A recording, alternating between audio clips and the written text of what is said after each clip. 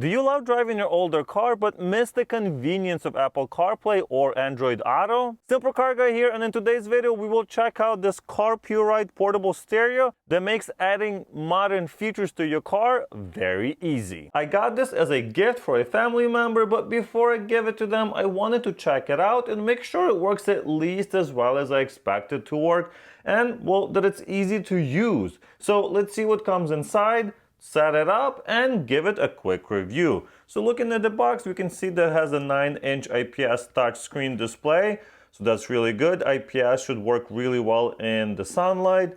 It has Bluetooth, USB, TF, so I assume this is like the SD card, audio and video, voice control, so probably like Siri or Android Auto equivalent, USB charger port, that's nice, so you can charge your phone at the same time.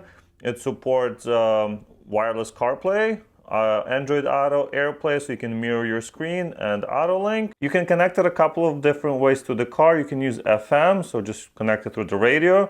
So if your car is really old and doesn't have an auxiliary port, you can do that, or of course you can use the auxiliary port. It also has a camera in, so you can add a rear view camera, and of course you can, make phone calls, listen to music, have navigation, just like what a normal wireless CarPlay thing would do. So let's open it up and see what we get.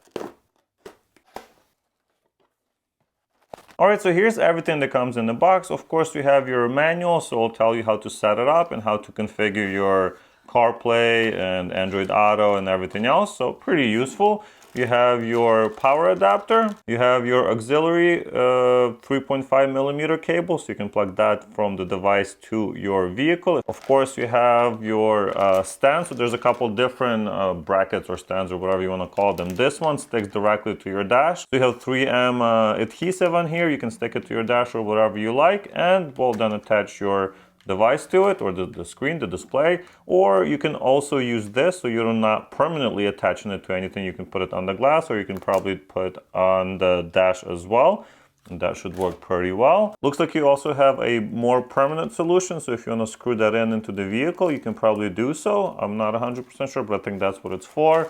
And what I'm surprised about, it actually includes a camera, so if you want to wire in a camera, you can. It has all of the stuff that you need. You have some stickies here in the back, some adhesive, so you can put that on the outside, maybe stick it to your bumper or under the license plate. You also have the manual, how to set that up. Pretty cool. Didn't know that comes with it, so we might install that as well if the person I'm giving this to actually wants it. But in this review, we're going to be looking at just the unit itself. It's actually much bigger than I expected. I know 9 inches should kind of tell you how big it is, but it's pretty big, and wow, the display looks good too. Going to the back, we can see that here at the top we have a power button to power the unit on. It looks like there's a speaker behind this grill, some kind of LED, not that much more on here. And then on the side we have some of the ports. So we have our 12-volt DC. This actually supports 12 to 24 volts. We have your USB, so you can probably plug in your keyboard and mouse if you want to use it that way, or maybe just to configure it. But of course, it also will charge your phone at 2.1 amps, as we saw earlier. You have your AV out, so this is actually going to be your auxiliary wire that's going to go to the car. So just this. I don't think it actually exports video, but this is basically for your audio out.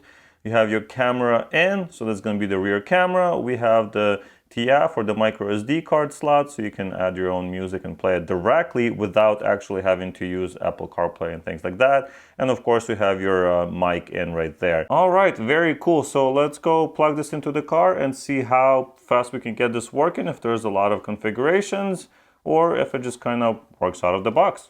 Let's go see. All right, so obviously this car already has a bigger display and it has Android Auto and wireless CarPlay, but it cost me over $1,000 to do this upgrade. So with this unit, it's pretty similar size, to be honest. And of course I can just install it anywhere I want. So if I want to, I can just put it right here. I can even put it right there if that's what I want.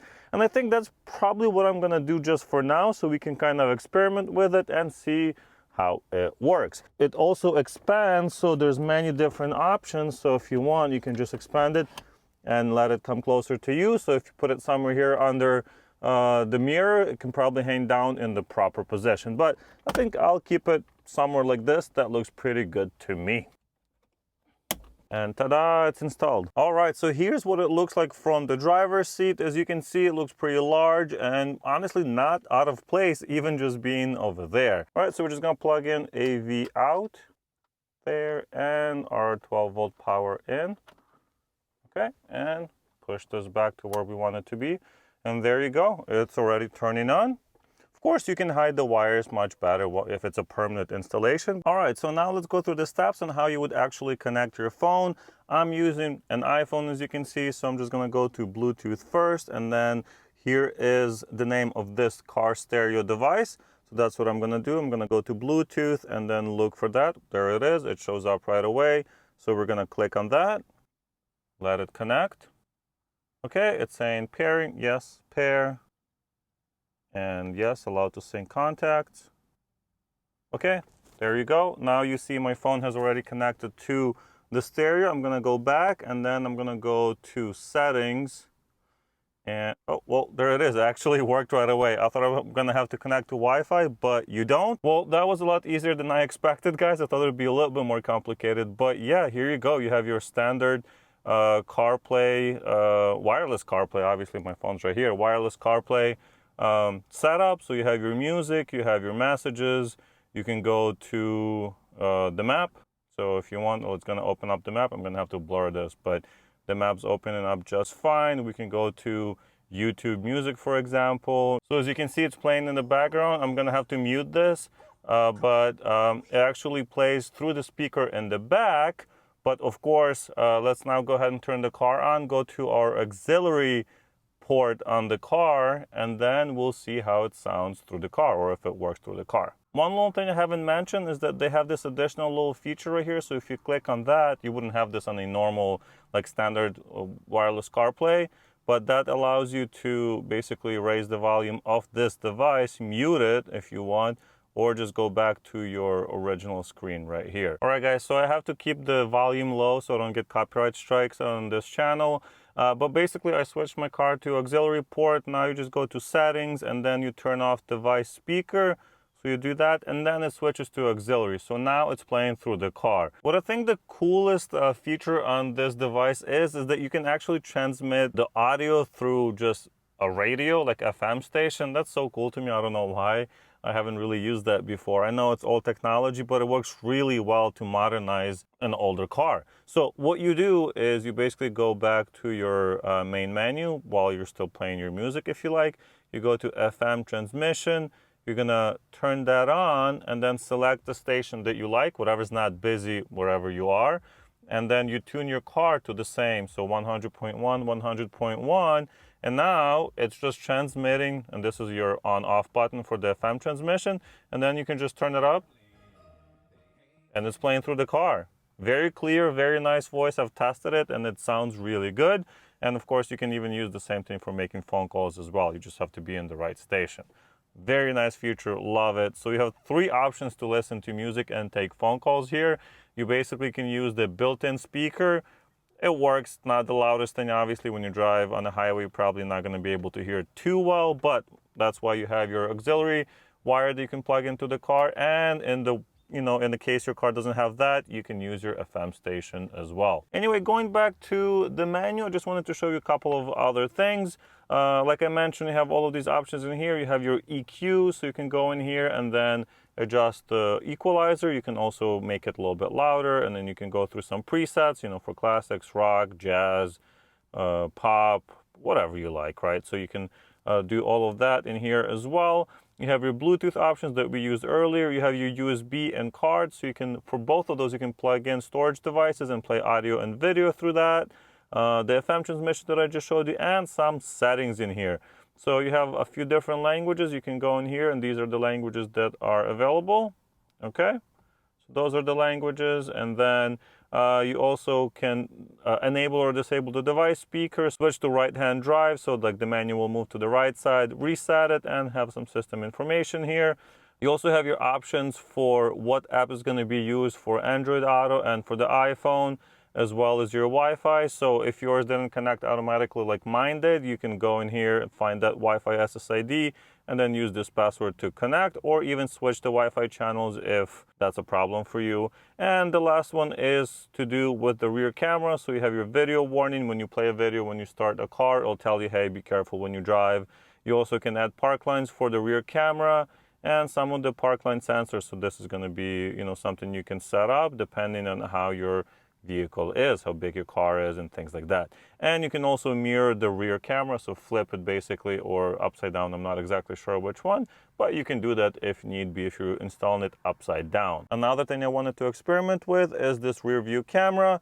Obviously, I'm not going to install it right now and wire it into the car, but I just want to see how well it works. So I'm just going to put the camera right there, plug this into the stereo. So we're going to go to cam in. Just right there. Obviously, nothing happens because, well, it's not connected to the car. But what I'm going to do, I wouldn't recommend doing this, but I just want to see how it works. Connect these two wires that are coming off of the camera that would normally go through a relay to your reverse lights on your headlight, on your tail light. I have a video on how to do this properly when I've installed it on my Z4, when I installed the camera on my Z4, so check that out. But this time, I'm just gonna trigger it by connecting it to a 10.8 volt battery, so basically like your car battery. I'm gonna connect it, and as you can see, we have the lights turned on the camera, and you have the live view on your stereo. Pretty cool. This works actually really nice. So if you want to wire it into your vehicle, check out that video. But yeah, that works, and a pretty good solution, honestly, for an older car. A couple other things I wanted to mention is that the screen is pretty responsive, but not the most responsive screen I've ever used. It also looks really good in the sun. I know it's a little bit reflective on camera, but what screen isn't? That, $700, $600 screen is also very reflective. But yeah, this looks really nice and sharp, and the blacks look pretty black in direct sunlight, basically, because we have the sun hitting just from over there. So yeah, that's pretty good quality. The display feels pretty solid. As you can see, when I move it around, it's mostly this panel that's moving and not the actual screen. So the way I've attached it here, even extended like that, it's pretty supportive, so I do like that a lot. But yeah, those are pretty much all the options on this device. It's pretty feature rich, and I'm impressed with how much you can get for not that much money. So at the moment, it's listed somewhere around $250 to $300 on Amazon and on their website, which honestly I think is a pretty good deal, but they also usually have some coupons. I know Amazon will have something like $50 off, and I'll include a coupon for the website down below as well. So yeah, if you like one of these units, check it out, and you can get one for yourself and add it to basically any car. So thank you guys so much for watching, and if you like this video, why not check out this awesome video right here.